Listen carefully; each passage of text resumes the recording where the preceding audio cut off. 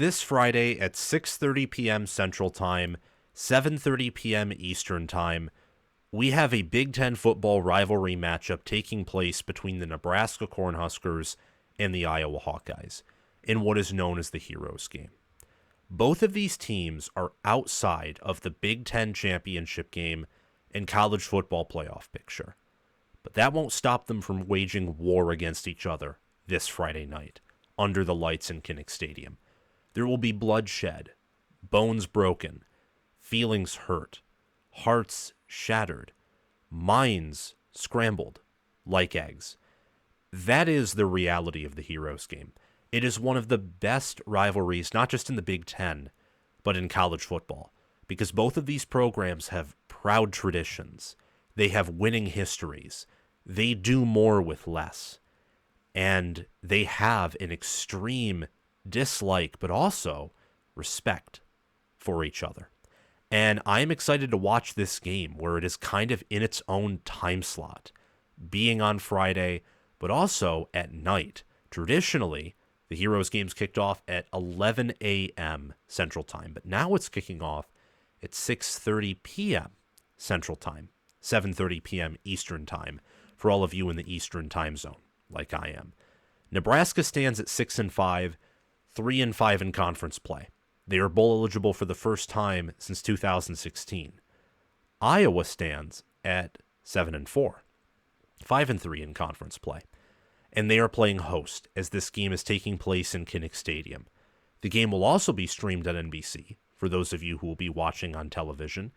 And Iowa opened up as a 5-point favorite, but the line has slowly trended down to Iowa minus 3.5, where it stands currently. And the Hawkeyes are given a 73.7% chance to win this game per ESPN's FPI. Nebraska leads the rivalry series, actually, 30-21-3 specifically. But ever since the Cornhuskers joined the Big Ten, as things have been ever since that date, things have not gone splendidly, as the Hawkeyes hold a 9-4 edge over the Cornhuskers. Again, ever since the Cornhuskers joined the Big Ten. In that same time frame, by the way, Ohio State has beaten Michigan 8 out of 12 times, and really 9 out of 13 times because Michigan probably would have gotten destroyed during the COVID year if they didn't play because a bunch of Michigan players had COVID. But that's to put into perspective how dominant Iowa has been over Nebraska ever since the Cornhuskers joined the Big Ten. It's a comparable record series of dominance to what Ohio State has had over Michigan since that same time period. But I want to talk about both of these teams in further detail. This is an intense rivalry. I think both teams aren't going to quit. They are going to fight until the end. They will be waging war for 60 minutes, but that does not mean that it's guaranteed to be a close game. Historically, it has been. But this year, both of these teams have been rather up and down. And I think even more so than in previous seasons, whether it's under Matt Rule last season or Kirk Ferentz in some prior years. Iowa at home has looked the better part of invincible outside of their game against Iowa State in a rivalry game, an in-state rivalry game, the Cyhawk game, earlier this season in September. And Nebraska started off looking rather hot earlier in the season. At one point was ranked inside the top 25. I thought they were going to be a top 20 team, maybe a top 15 team. And then things started to unravel during that Illinois game where they lost. And then they sort of collapsed in October, continued their losing ways early in November. But they found a win, a dominant win, a 44-25, a 19-point win over the Wisconsin Badgers, who they hadn't beaten in a decade. In fact, maybe more than a decade. I think it was 11 years. They found a win there and reached bowl eligibility. And that was really after they fired Marcus Satterfield and hired Dana Holgorsen to be their offensive coordinator midseason, and their offense looks better because of it. Iowa's offense has looked better this whole season compared to last season, thanks to hire Tim Lester, who was hired in by the Hawkeyes early in the 2024 preseason. And this Iowa offense actually has some motion, They have some finesse. They have some explosivity. It's very fun to watch, if I'm being honest, if you love good rushing offenses. Iowa is favored to win by 9.5 points per ESPN's FPI, 14.9 points by S&P Plus, and 13.6 points by the Potential Power Index. Again, like I said, Iowa has been the better part of invincible at home. They blew out Wisconsin. They annihilated Washington even more than Indiana did. And, they seriously, they smoked Wisconsin. That game was not close outside of the first quarter. They dominated Washington, owned them up and down the field. They murdered Northwestern. Outside of that Iowa State game, where, again, they kind of game-controlled. They game-controlled the Cyclones for 2.5, 3 quarters. Really, outside of that, they've looked the better part of invincible at home. They have scored 40 or more points 4 times this year. Iowa has. All of them have been at home in Kinnick Stadium. Meanwhile, in road games, Iowa has only won twice on the road. At Minnesota and at Maryland. They have a losing record on the road. 3 of their 4 losses are on the road. They're very Jekyll and Hyde when it comes to Iowa playing at home, Iowa on the road. Nebraska, I wouldn't say as much. They played USC respectable on the road. They lost to UCLA at home. They played Ohio State very tight on the road, got blown out by Indiana on the road, lost in a close one to Illinois at home.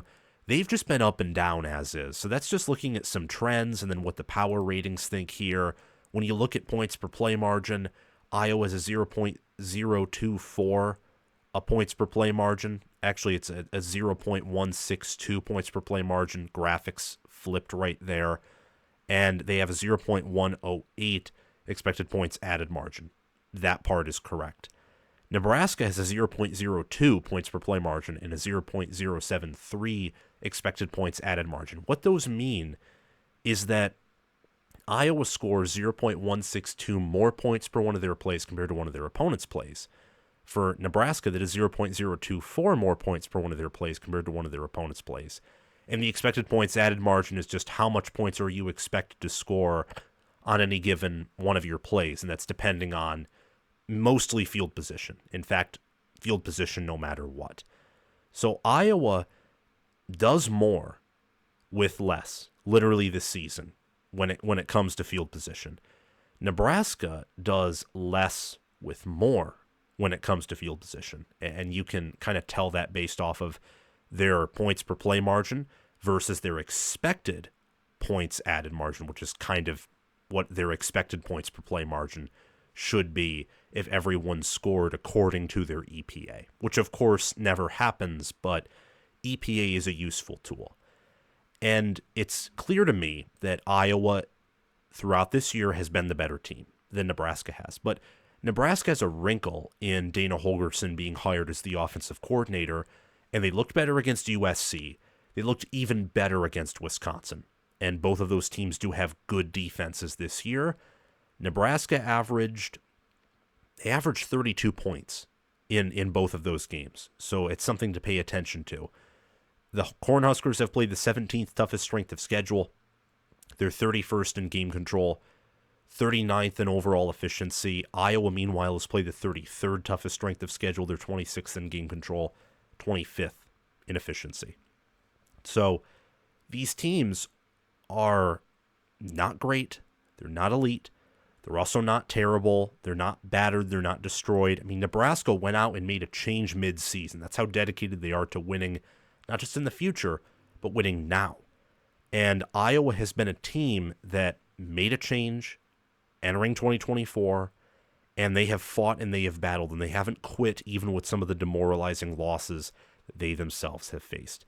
I think the critical matchup in a game like this, looking at both of these teams' profiles, their rosters, is Nebraska's defensive line, linebackers, safeties, your interior defenders, your pass rushers, your block shedders against your main tacklers, facing off against Iowa's rushing offense, their running back room, their tight ends for blocking, and their offensive line.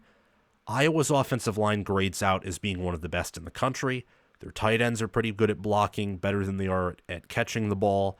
And their running backs, specifically Caleb Johnson, are awesome. I mean, Caleb Johnson is a freak of nature, what he has done this year, carrying Iowa's offense. He's been the biggest reason why Iowa has improved on the offensive side of the football.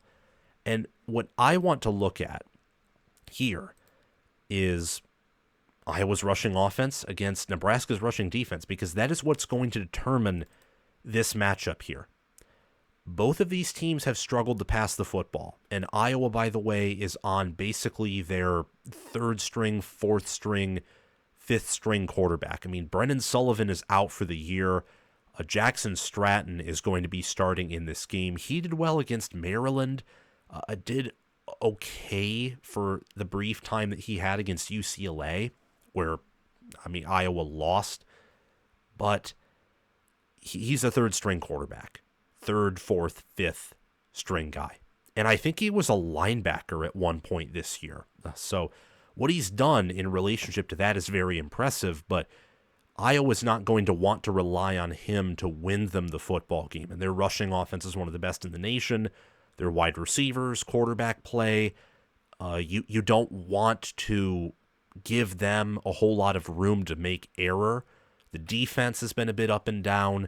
Iowa's strength is their rushing offense. Nebraska's strength, I don't exactly know what their strength is. I think Iowa's identity is more secure than Nebraska's is, but Nebraska has a defensive line that has many future NFL players on it.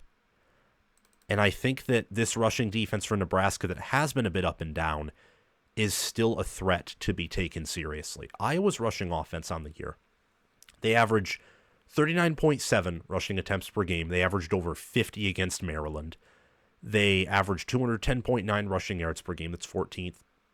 5.3 yards per carry, 13th. And literally 65.4% of their plays are rushes, and 63.5% of their offensive yards gained are rushing yards. I mean, those are insane ratios for an offense in 2024.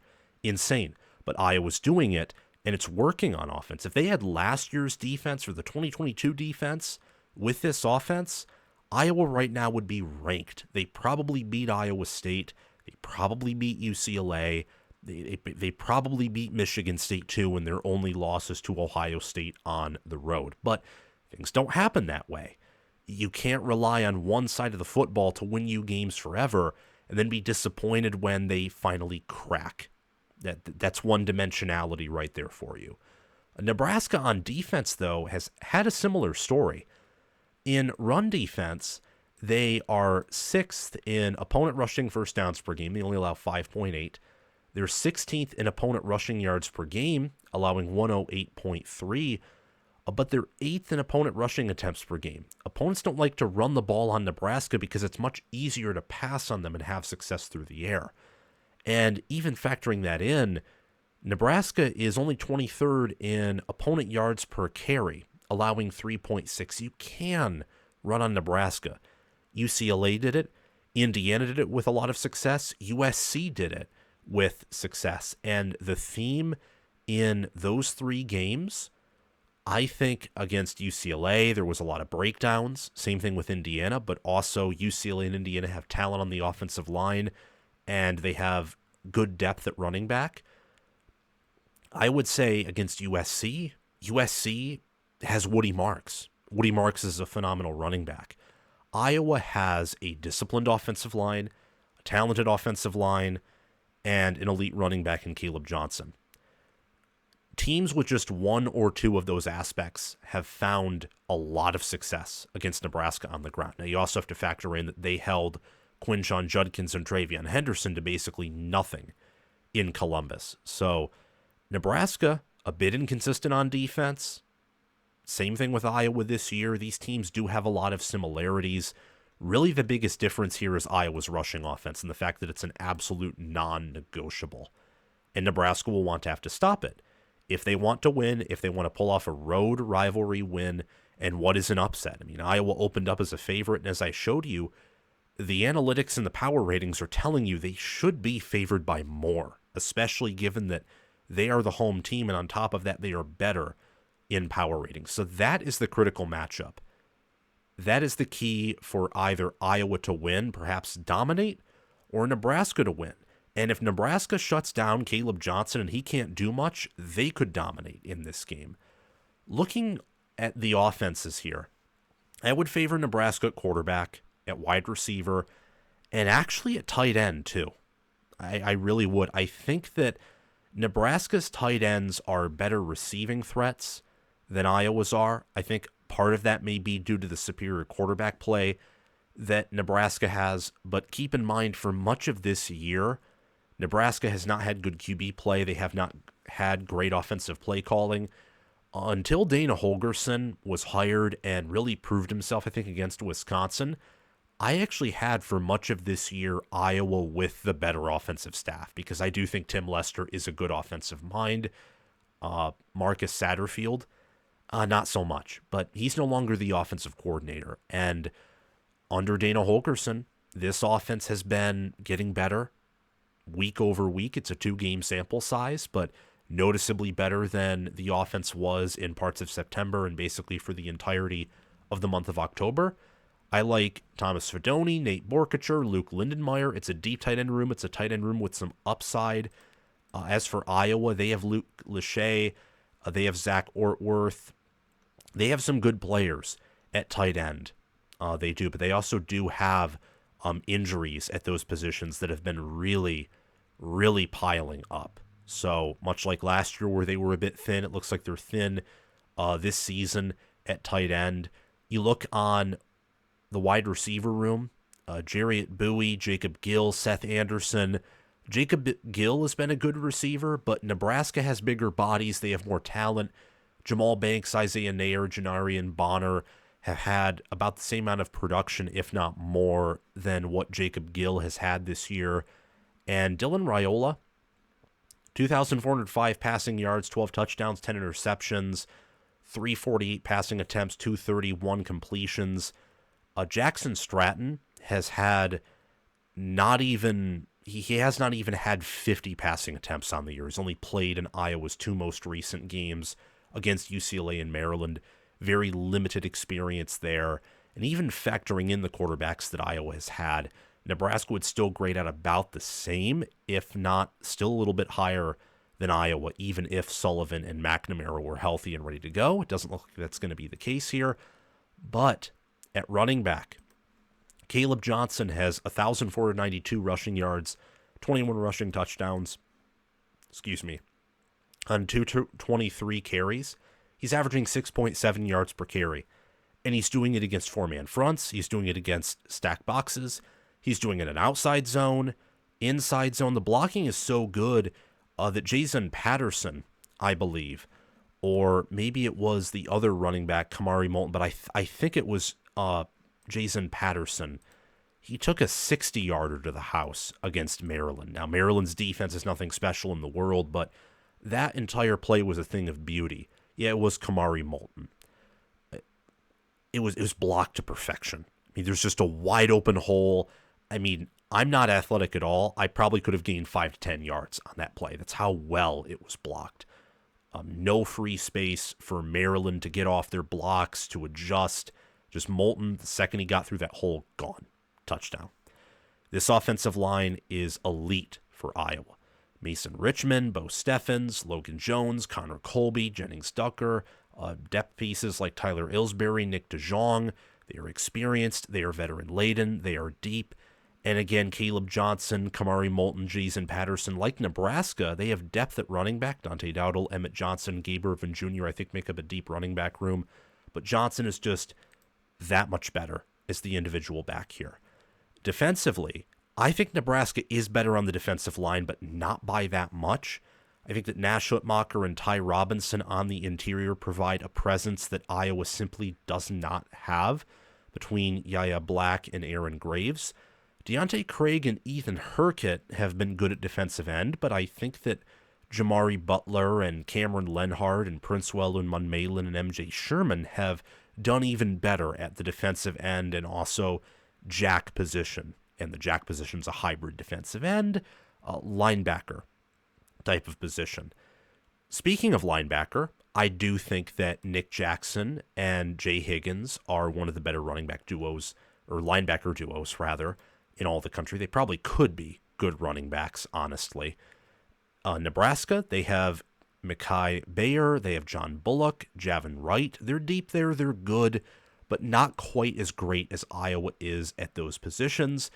And in the secondary, Iowa's had some issues there, if I'm being honest. They have had issues in the defensive back room. But I will tell you what, you look at these numbers here for the Iowa Hawkeyes, they're allowing 9.9 opponent yards per completion, 7th, 6.3 opponent yards per pass attempt, 23rd. Nebraska's allowing 11.7 yards per completion and 7.7 yards per pass attempt, 57th and 87th, respectively. Iowa has had some disappointments in the passing defense this year. It does not compare to, I would say, the lack of performance that Nebraska has showcased, and sometimes the pathetic performance that they have showcased in the secondary. Blown coverages, missed assignments, missed tackles, sometimes a lack of effort or just straight-up execution. Iowa's secondary is still one of the better secondaries in the Big Ten. It's not up to its usual standard, but it's still pretty darn good. I cannot say the same for Nebraska. That's really where, much like running back or offensive line going for the way of Iowa in a large portion on offense, that is where there's a huge separation on defense, is defensive back, and that goes in favor of the Iowa Hawkeyes. In the trenches, I prefer Iowa over Nebraska. Better O-line, way better O-line, and a defensive line that I don't think is quite the same as Nebraska's, but could be. So on average, the Hawkeyes win the trenches. I think that the Hawkeyes are better on special teams as well. They have a better kicker, a more reliable kicker at least, better punter, better punt returner, better kick returner. Special teams with special teams coach LeVar Woods for the Hawkeyes, they're always a plus. Almost always, with rare exception entering a football game, Iowa will have the special teams advantage over their opponents. And you look at coaching, I think right now, Kirk Ferentz is a better head coach than Matt Rule. I think that defensively, Phil Parker would coach circles around Tony White, and I think that Iowa is better at strength and conditioning. And how do you know that? Well, I'd say look at the tackling, look at the discipline, look at the fundamentals, look at the trenches. Iowa right now, whether it is because of Nebraska being held behind by their previous regime, or whether you think Iowa has the better staff than Nebraska currently does, I think Iowa's ahead in the strength and conditioning department. And then offensively, it's a push. I think Dana Holgerson's done a very good job. I also think that Tim Lester has done a pretty good job with Iowa. So maybe the winner of this game ends up separating at offensive coaching and play calling. But as of right now, I think that it's pretty 50-50 in terms of offensive coaching and play calling. I would say if you put a gun to my head, I would choose Nebraska here for offensive staff, but it's so close that I'm just going to put it as a push right now. I think that while this game could be close, I think that there's major concerns here for Nebraska. And I'm going to give you a few reasons why. Number one, Nebraska's rushing defense is in part inflated by its competition. Illinois does not have a good rushing offense. Colorado's rushing offense is non-existent. They played UTEP in the non-conference. Northern Iowa non-conference, who ran on them, by the way.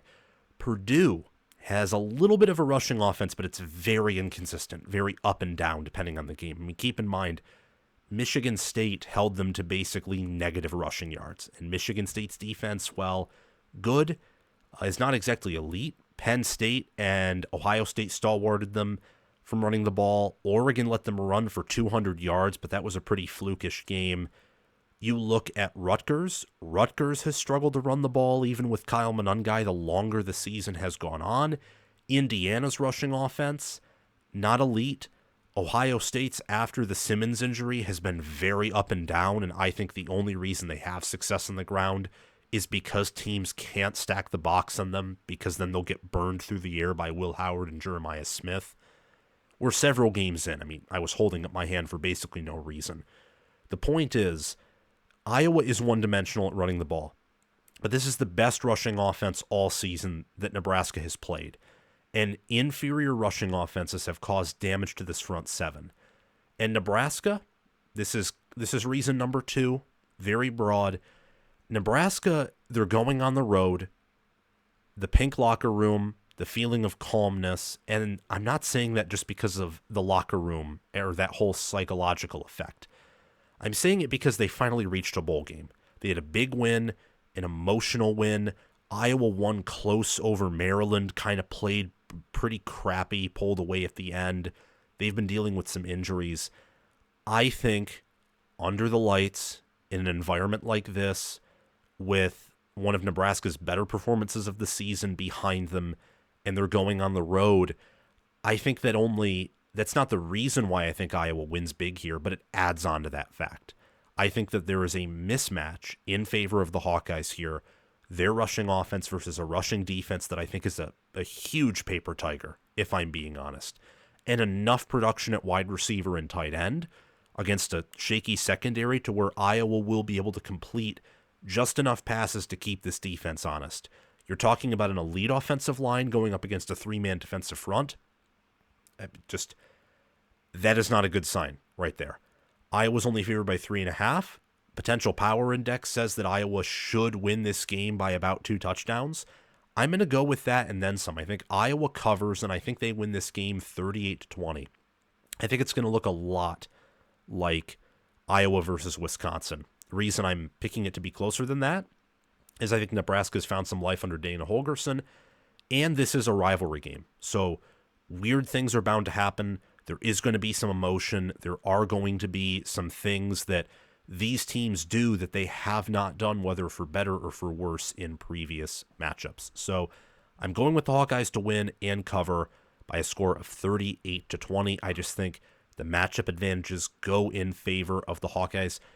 The Hawkeyes have been suspect at stopping the run. It's been one of their weaknesses this year.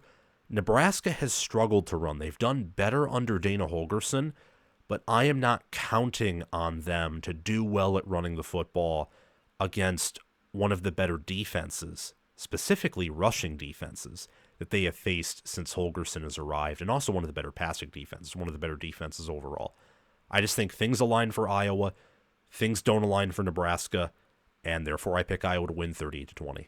Thank you all so much for watching. Remember to like, subscribe, hit the notification bell, and comment your thoughts down below. Thanks to Crash2488, Brasco Rascal, Connor OH for being Heisman members. Thanks to Chris Lane, Ismar, and Taylor Nye for being All-American members. Thanks to John Lynn, Roaming Gnome, Matthew Sale, Austin Christmas, Josh Rodriguez, and Will Loftus for being all-conference members. Have a great day, everyone. Make sure, again, to like, subscribe, hit the notification bell, comment your thoughts down below, like the video. If you want to support the page, check out the merchandise store or Discord server or merchandise store Patreon page via the links in the description or down below in the pinned comment. Have a great day, everyone. Go Hawkeyes. Go Big Red. I'll see you all soon.